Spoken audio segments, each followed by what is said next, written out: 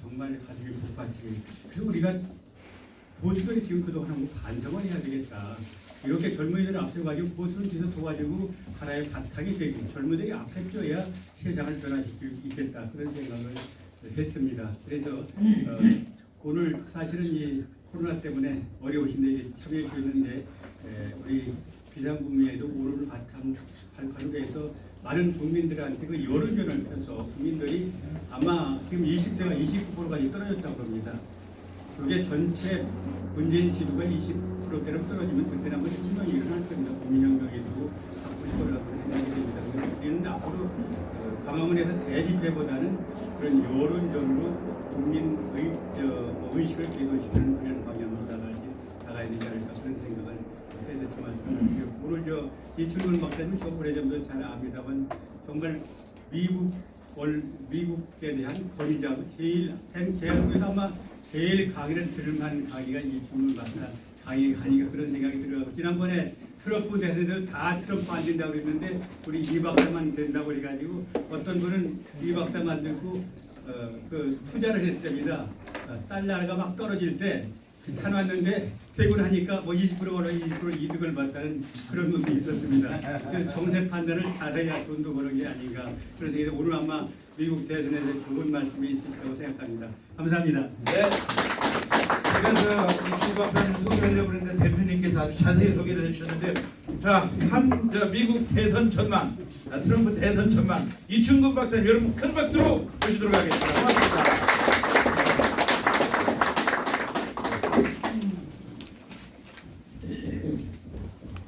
여기 이렇게 그 애국자들이 많이 모이셔가지고 나라가 망하지 않고 있습니다. 우리가 항상 걱정을 많이 하는데 걱정하지 않아도 이제 저는 학교에 다니니까 하나님이 잘 지켜주실 거고 그 상황이 돼가는 것 같습니다. 제가 12일 날 전광훈 목사님 그 증인으로 이제 법원을 갔다 왔는데 전광훈 목사님이 그 7가지 항목을 내놔가지고 대통령 묻어놔라.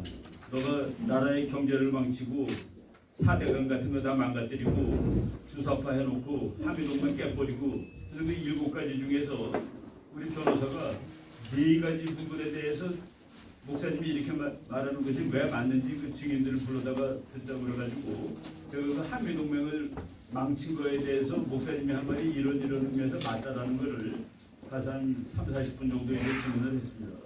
놀랍게 그 판사들이 열심히 잘 듣더라고요. 그러니까 그걸 몰랐던 것 같아요.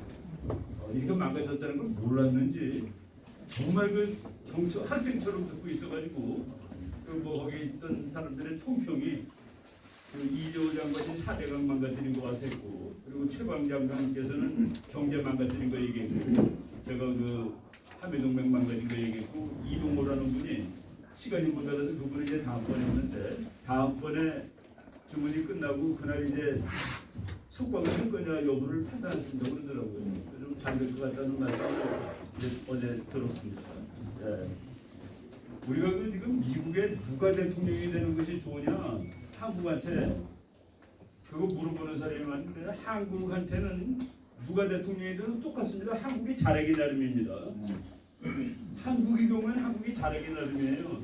북한한테는 누가 대통령이 되는 게 좋을까? 김정은 입장에서 누가 되는 게 좋을까? 네, 김정은이 지금 어떻게 뭘 하고 있을지 모르지만 트럼프의 전략은 북한을 접수한답니다.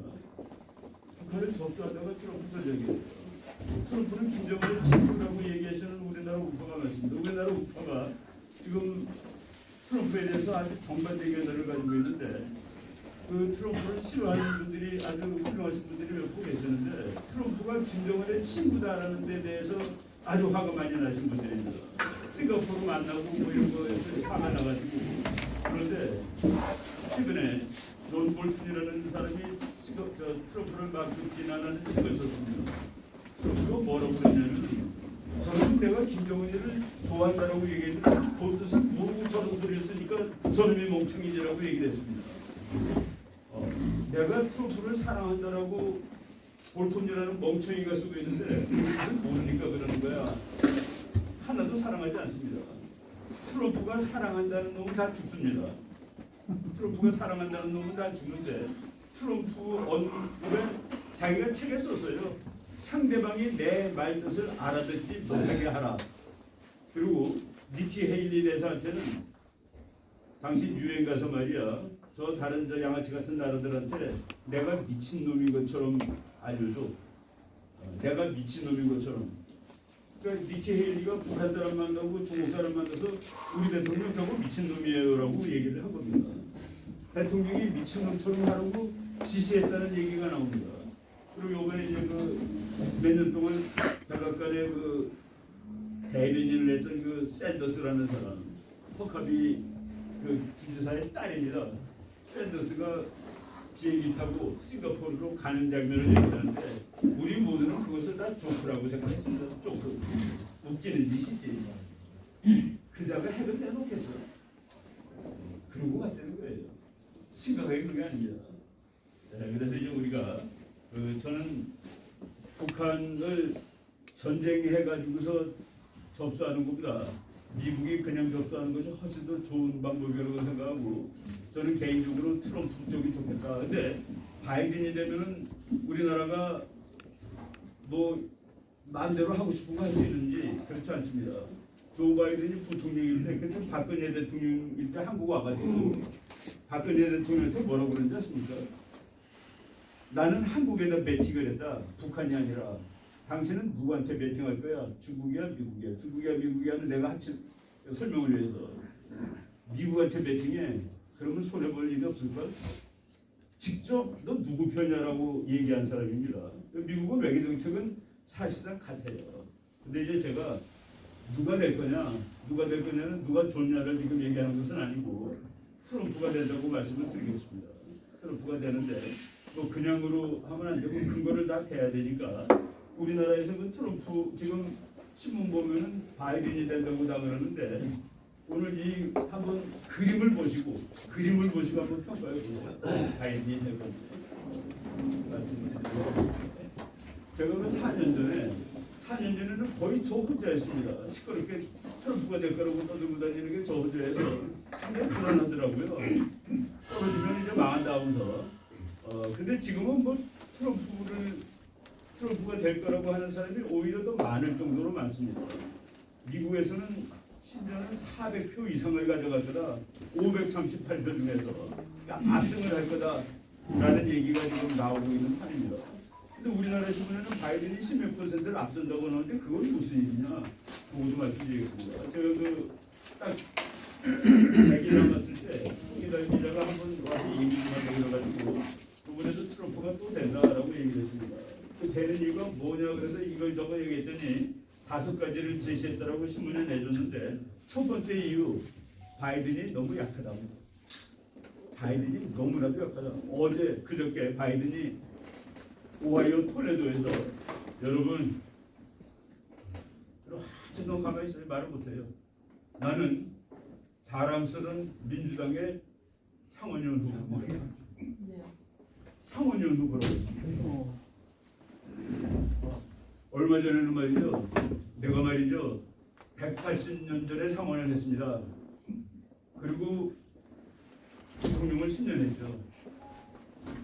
부통령 8년 했습니다. 180년 전에 상원의원을 했고 10년 동안 부통령을 했다고 얘기를 했습니다. 그리고 또 언젠가는 말이죠. 저 트럼프가 정책을 잡아내서 지금 미국 사람 2억 명 죽었습니다. 20만 명일 때 2억 명이라고 얘기했습니다. 그리고 지난번 선거에서 미트 롬니랑 붙었는데 내가 지난번 선거에서 그 상원의원 몰몬교 믿는 사람이라고 얘기를 했습니다. 그래서 미국 사람들한테 저 사람 심해냐? 미국 국민 38%가 그런 것 같다고 얘기했습니다. 갤럽폴에서. 그러니까 국민의 38%가 저 사람이 치매일지도 모른다고 그랬는데 그 사람이 말을 그렇게 잘하는 사람을 10% 앞선다라는 여론조사가 나올 수 있습니다. 왜 그렇게 나왔냐? 저희 개인적인 분석은 미국의 그 언론은 옥조보가 아닙니다. 옥조보는 뭡니까? 이 사람이 이길 것 같아, 이 사람이 이길 것 같아, 중립의 입장에서 그게 옵저버입니다. 그 사람은 미국의 언론은 플레이어입니다. 얘가 이겨야 돼. 이 사람이 이겨야 우리한테 좋은 거야. 그래서 언론이 플레이어가 됐습니다. 액터가 된 거예요. 그래서 그 숫자를 믿을 수가 없는 겁니다. 바로 그런 거를 미리 말씀을 드리고, 제가 왜 트럼프가 이긴다고 4년 전에 얘기하고 지금도 얘기하느냐, 그거는 세상이 변했습니다. 지금 세계화의 시대라고 그러는데 1990년부터 2015년 정도까지를 세계화의 시대라고 합니다. 그런데 세계화가 되면은 다수가 좋습니다. 근데 소수가 손해를 봐요. 우리가 세계화 시대가 돼가지고 미국 쌀을 사오면은 우리 여기 농부는 없으니까 우리는 좋습니다. 쌀값 싸고 고기값 싸고. 그런데 저쪽 끝에 있는 5%의 농부들이 이거 뭐 농사 져봤자 이거 뭐 아무것도 안 되네. 소금 질러봤자 이거 별로네 해가지고 그런 불만 세력이 있는데 그 불만 세력이 15년 만에 미국에서도 터지고 우리나라에서 뭐 터졌다고 했었는데 그것이 지난 대선에서 미국에서 터진 겁니다. 미국에서는 누가 불만 세력이냐? 제조업자들이 다 불만 세력입니다. 제조업자. 공장이 다 중국으로 가요. 자동차가 일제 자동차 들어옵니다. 그러니까 미국 디트로이트 망하고 저쪽 펜실베니아 망하고 오하이오 망하고 뭐 하여간 미국에서 망하는 주들이 많이 생기는 겁니다. 거기 있는 사람들 다 일자리 잃어버리고 그래서 그 사람들이 민주당이 세계화 정당입니다. 민주당이 글로벌리스트입니다. 트럼프는 국가주의자입니다.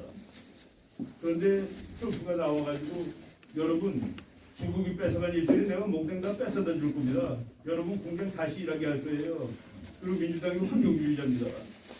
왜 탄광을 없앱니까? 탄광 그냥 다 해서 우리 석탄 써야지. 그래서 탄광 다시 열고 석유 다시 폐기하고. 놀라운 것은 민주당은 노동자의 정당이고 공화당은 기업가의 정당이랬는데 그 뿔난 세계화 시대 때 낙오된 노동자들이 전부 공화당 쪽을 지지하기로 바뀌고 있더라.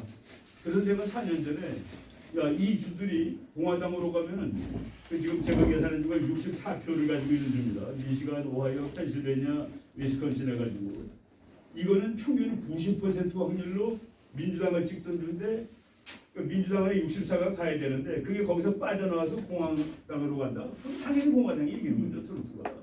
그래서 그게 그렇게 될지 모른다라고 4년 전에 얘기를 했고 이번에는 이거 뭐 확실하다라고 지금 얘기하고 있는 그런 편입니다. 그래서 이거 얘기해 준데 그래서 미국의 노동자들이 세계화 시대에 대한 불만이 극도에 달았다. 그리고 그 불만을 해소시켜줄 것은 놀랍게도 공화당의 트럼프였다. 그래서 트럼프 당선된 데 나온 책이 하나 있는데 리퍼블리칸 워커스 파티라고 되어 있습니다. 공화당이 노동자의 정당화하고 있다. 그리고 트럼프가 될 때 그 공화당이 트럼프는 불러온 돈입니다. 그래서 바친 돈들이 너무 화가 난 거예요. 그래서 심지어는 부시가 내 저놈은 못 지켰다. 트럼프는 차라리 선거를 안 하면 말지. 그래서 안 했습니다. 부시는 선거 안 했어요. 그런데 지금 미국 역사상 우리 대통령이 찍어야 하는 공화당원 비율이 1등입니다. 90%가 넘었습니다. 이 얼마 전에 말이죠. 그 미국 공화당의 창시자가 링컨 대통령입니다. 공화당원들이 링컨보다 더 위대하다라고 얘기해서 57대 43으로 공화당원의 그 여론조사에서 트럼프가 링컨보다 낫다라고 나왔습니다. 그래서 우리가 그 결집도를 한국 신문은 전혀 보도를 하지 않습니다. 단단하게 뭉쳐있는 거예요, 공화당이. 그래가지고 지금 뭐 무서운 일이 벌어지고 있는데 여기 지금 제가 말씀드린 요주가 이제 미국의 옛날에는 여기를 스틸벨트라고 했습니다. 강철벨트. 근데 여기가 세계화되면서 그냥 완전히 거덜나는 거예요. 공장 다 문 닫고 사람들 다 쫓겨나고 그래서 스틸벨트가 러스트 벨트가 됐습니다. 러스트가 녹이란 뜻이죠. 녹물이 뚝뚝 떨어지는 벨트가 되었다. 그래가지고 이거예요. 다 이렇습니다. 디트로이트 제가 7, 8년 전에 가보고 그 디트로이트에 있는 백화점을 가봤는데 그냥 우리나라 백화점 한 3분의 1 자리 비우고 있다라고 생각하면 됩니다. 근데 3분의 1이 없는 거예요. 밑에 뭐 테이프 반짝고 붙였던 자국들이 이렇게 있고 이거 망했구나. 제가 2010년대 무렵에 가서 보고서 한 나라가 이렇게 망할 수 있구나라는 것을 뒤돌아져서 봤는데 다 이렇습니다. 여기 사람들이 분노해가지고 트럼프 쪽으로 갔는데 또 폴 오브 위스콘신이라는 책이 이제 힐러리 떨어진 다음에 나왔는데 위스콘신 주는 1984년 이후에 지난번까지 공화당을 찍은 적이 한 번도 없는 주입니다. 그런데 힐러리가 여기는 안 가도 돼, 여기는 내 거니까. 그래서 거기 가지를 않았습니다. 한 번도. 유세하는 동안에 한 번도 안 간 거예요. 근데 그 주가 공화당으로 넘어가서 책이 나왔습니다. 어떻게 위스콘신주가 떨어져 나갔나. 바로 이런 상황이 지금에도 계속되는데 여기 제가 잠깐 미국의 주가 말이죠. 펜실베니아 주가 선거인단이 20명인데 미국에서 5번째 높은 주입니다. 그 다음에 오하이오가 18명인데 7번째 주. 요 주들이 미국에서 전부 다 5등, 7등, 8등 이런 주들이에요. 그러니까 이게 오래된 주기 때문에 인구가 많습니다. 그 주가 노동자들의 주였기 때문에 민주당이 다 생겼습니다. 그거를 공화당이 뺏어왔다. 왜? 이 노동자들의 지역을 주국으로 가는 바람에 반중 신노동자가 되어버린 거예요. 국가주의를 하다 보니까. 그래서 이것이 이게 정말 움직이는 건가 했는데 정말로 움직였다가 지난번 선거였죠. 그래서 그 오랜 그 러스트벨트 주들이 다 이제 여기 노란 주가 거기입니다. 여기 이렇게 다녀보면은 엉성합니다. 제가 그 재작년에 우리 딸내미가 그 펜실베니아의 그 워튼 스쿨을 입학을 해서 가서 2016년에 그거 데려다주고 뭐하고 그러느라고 그 동네로 왔다 갔다 했습니다. 이 동네는 민주당의 아성이라는 걸 원래 알고 있었는데 미국 사람들은 뭐 집이 그냥 뭐 웬만하면 자리밭이 있잖아요. 거기다 이제 이거 꽂아놨는데 트럼프가 더 많은 거예요. 힐러리보다. 이 동네 이게 더 많으면 도대체 무슨 소리야? 그리고 그해 필라델피아에서 민주당 전당대회를 했는데 그 미국 백인 영감이 딱 수염 허연 사람이 큰 트럭에다가 이따만한 간판을 썼습니다. 힐러리는 감옥으로 트럼프를 백악관으로. 난 저 사람 총 맞는 거 아니야라는 생각이 들 정도로. 그리고 길거리에 있는 간판에 공화당을 찍어야 된다는 간판이 너무나 많아가지고 그냥 쉽게 가면 광주에 갔는데 전부 다 국민의힘당 찍어야 된다고 써있는 그런 꼴이었습니다. 내 느끼는 바가. 야, 이거 보고 이상한 변화가 있구나라는 그런 생각을 했었던 거죠. 이 사람들이 그 직장을 잃은 백인 노동자들입니다. 그러니까 white working class라고 그럽니다. 이 사람은 72% 확률로 고졸입니다. 이 정도 된 미국 백인 중에서 대학 나온 사람이 28%예요. 그 백인의 경우에 백인이 학벌이 더 높은데도 이제 요새 애들은 다 대학을 나오죠. 한 절반은 대학을 나오는데 40, 50 된 사람들, 이 사람들의 백인이 대졸 확률이 28%입니다.